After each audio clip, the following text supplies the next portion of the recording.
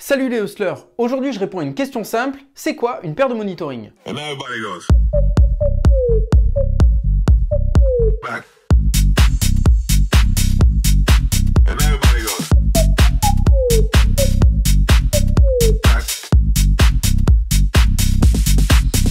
Focus. À la différence des enceintes Hi-Fi traditionnelles, les monitorings sont des enceintes dont l'utilisation est dédiée au studio d'enregistrement. Elles permettent une écoute précise et linéaire, c'est-à-dire en minimisant la coloration sonore comme peuvent le faire certains produits Hi-Fi d'entrée de gamme. Il existe différents types de moniteurs studio que l'on peut classer en deux catégories.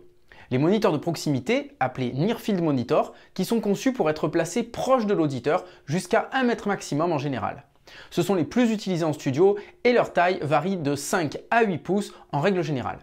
Et les moniteurs de grande écoute, appelés Main Field Monitor, qui sont conçus pour être placés dans des environnements professionnels, studios de mixage ou mastering, et se trouvent souvent à une distance plus importante de l'auditeur. Ces derniers sont souvent imposants et chers, de par la qualité de leurs composants et de leur fabrication. Dans ces catégories, il existe deux types de fonctionnement, les moniteurs actifs et passifs. Le moniteur actif, le plus courant en home studio, possède à l'intérieur un amplificateur dédié pour alimenter le haut-parleur de grave et le tweeter d'aigu. Il suffit donc de le brancher à une prise électrique et relier chaque moniteur à sa carte son avec les câbles adéquats en prenant soin de respecter la sortie gauche et la sortie droite.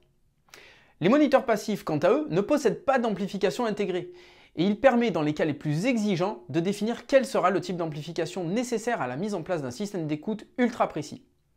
Cela est plus rare et concerne principalement les studios de mixage et de post-production très haut de gamme.